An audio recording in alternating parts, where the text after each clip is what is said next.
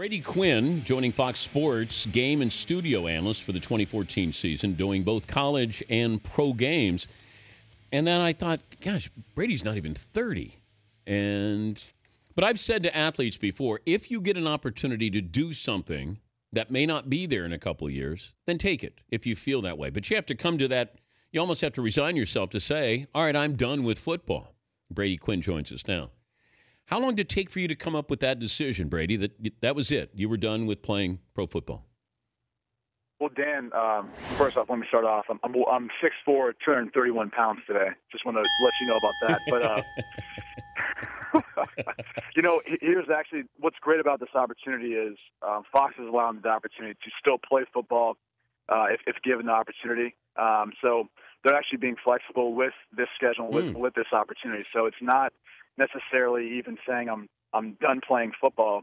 It's just I'm allowing myself to still prepare for that next step while I'm not necessarily with the team right now. So it really is the best of both worlds. I can't thank them enough for giving me the opportunity to work with them. Last time you heard from a team? Earlier this week. I actually just worked out for a team on Monday, Dan, but I can't tell you who that was. How'd you do? It went well. In this particular situation, though, they need something to happen in order for me to possibly be there. Like an injury or something? You could say that. That would be one scenario. What advice would you give Tim Tebow?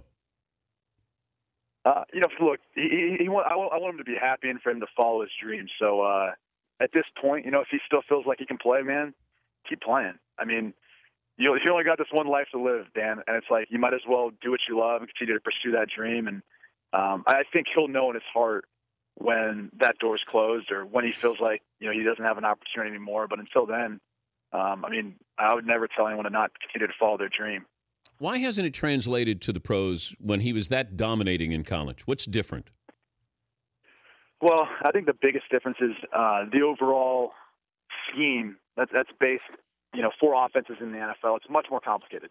And it's much more complicated because the defense is more complicated. So your job as a quarterback is then tougher because not only do you have to understand a more complicated offense and be able to regurgitate that and go through your reads, progressions, et cetera, or checks and audibles, but then you've got to be able to read a tougher defense and understand that within each one of those plays, now my job's harder just to play football like I've always done my entire life. So I think it's a product of both of those things, and I think what the NFL does, because there's such a small margin of, a difference between each player, right? Even the great ones and the just average ones. There's just a lot smaller margin that any weaknesses you have, they kind of get exploited because of that. Of all of these young quarterbacks, give me the one that is in the right situation to succeed. Russell Wilson, without a doubt. And there's not a better organization right now than Seattle as far as understanding their long-term vision, where they want to go, but then kind of making it happen within each year. I mean, obviously you saw the success last year, even the year before. But they've got a tremendous mix of veterans who have chips on their shoulders and who are hungry and want to kind of go back and win another one, and then young players who maybe come from similar scenarios or guys who are trying to prove themselves. I mean, J.R. Sweezy, one of their guards, here's a defensive lineman. And now, they transitions into this offensive guard, and he's one of the most powerful, athletic offensive guards in the league. Now, still, I'm sure, feeling his way through the position, but he's going to be a great player for a long period of time.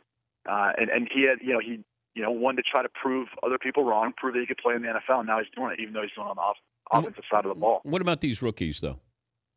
Who's in the best situation? I personally feel like Johnny Manziel. I don't think he could have landed with a better offensive coordinator, and it seems like a team who understands who he is and how he wants to kind of spend his time off the field, and then on the field, I think they're doing some things that's going to play to his strengths, whether that's the zone and read option game, some boots, getting him out of the pocket. But Kyle Shanahan has experience doing this before with the Redskins and RG3, so he really couldn't have went to a better team. Now it definitely helps if you get a guy to throw to like Josh Gordon as well. So hopefully his suspension won't be as bad in the end as it seems. He's Brady Quinn, now Fox Sports, former NFL quarterback, but maybe not a former NFL quarterback for too long, joining us, Stan Patrick Show. You've been critical of Manziel with off-the-field perception, reality, first-round pick, stop the nonsense, with rolled-up $20 bills in a bathroom and, all of that. What about his talent on the field, though? If I just looked at that, it mentally capable of processing this, getting the line of scrimmage, being able to understand exactly what's being thrown at him, where A&M, he just sort of said, hey, I'll get out there and figure it out when I get out there. You can't do that with the NFL. But his skill set, how does that translate to the NFL? I think he's got a great skill set for the NFL, especially the way things are evolving now. You're seeing mobile quarterbacks, continue to thrive in this league right now. I think it's all because, the guys up front on the defensive line are that much more athletic than the offensive line right now. So they're getting to the quarterback quicker. That pocket passer doesn't really have the opportunity to wait longer in the pocket. He's got to be able to move. He's got to be able to get outside the pocket in order to make some of these throws. Because sometimes these plays take a little longer time to develop. And unfortunately, if you're a pocket passer, you're not going to be able to just stand there the whole time. Not many teams have that luxury.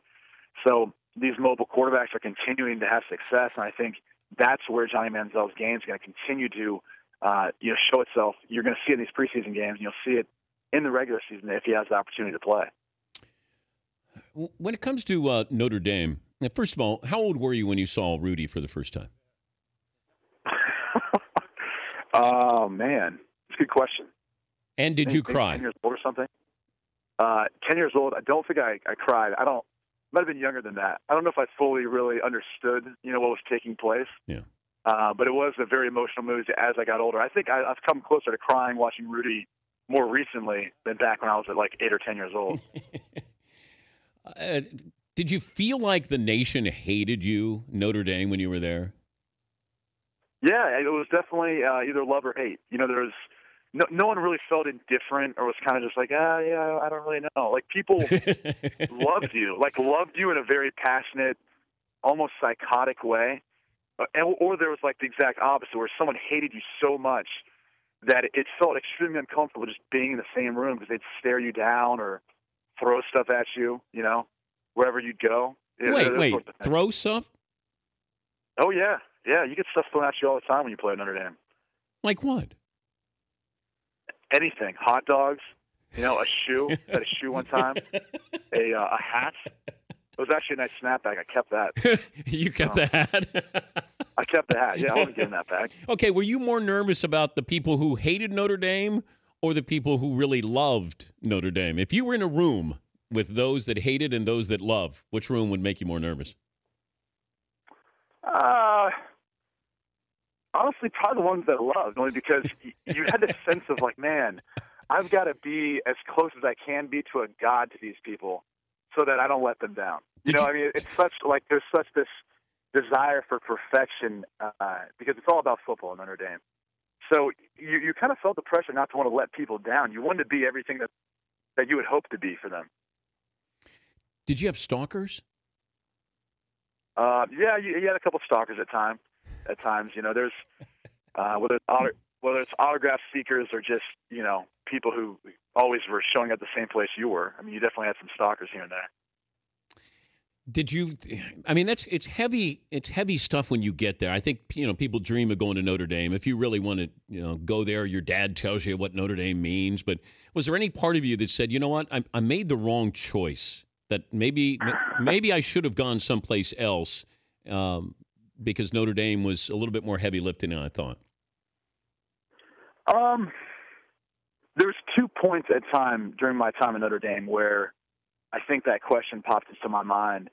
And to be honest, it was my freshman year. I played in every game. And halfway through my freshman year, I was doing very, very poorly academically. I had started from the 4th game on, I think, in that season, but I played in kind of all of them. And just the academic workload combined with what I was trying to accomplish on the field at that point in time in my life was tough. And you kind of sat and thought to yourself, man, should I have went somewhere else where maybe I could have just breezed through school and not even worried about it and just focused on football? Where would you have gone? Oh man, I feel like any school I throw out there now, Dan, I'm gonna get more shoes thrown at me. That's what's gonna happen. No names now. No schools have to be mentioned. What was the best? I think What was the best offer you got under the table? Best offer. Yeah. I mean, I don't even know how to answer that question. I mean, is this in regards to is it as far as scholarship offers, or are we talking about like teams paying money as well, or money, what? Whatever. I came from a middle class, working family. It wasn't like we needed anything, so I don't think that didn't really get shoved our way. I think a lot of schools would sit there and tell you, oh, you're going to come in and you'll be the guy, or you're redshirt a year, then you'll be the guy after that. They promise you those starting opportunities, and I think that's honestly what I respected most about Tyron Willingham was the only thing he guaranteed me was an opportunity to compete for the job, and that sounded like the most truthful thing anyone said to me. So, in all honesty, that truth sounded like the best offer that anyone had offered me, because everything else sounded like BS the whole entire time. Well, wait. So no money, no cars, women, nothing? No, I wish. I mean, Dan, look, I drove a two-door Ford Explorer Sport that I had to park so I could always put it into drive because it wouldn't go into reverse all the time. I had my driver's side door wouldn't open, so I had to go in through the passenger side. My center console was like one of those ones that's not factory. Someone had like put it in, and we bought the car used. So if I stopped too hard, it would literally fall out from the front, like into like the cup holder area and all that. Wow. And it made some sort of sound when I drive it that it almost sounded like an airplane was taking off. Like the engine would rev up, but it wasn't. I wasn't necessarily pushing on the accelerator. So it was just. I mean, believe me, there wasn't any cars or any money involved. Otherwise, I'd be driving something a little more dependable than that. Well, good luck with broadcasting, and if you get the opportunity going back to the NFL. Thank you, Brady. Thank you very much for having me on, Dan. All right, Brady Quinn, joining Fox Sports, studio analyst, game analyst.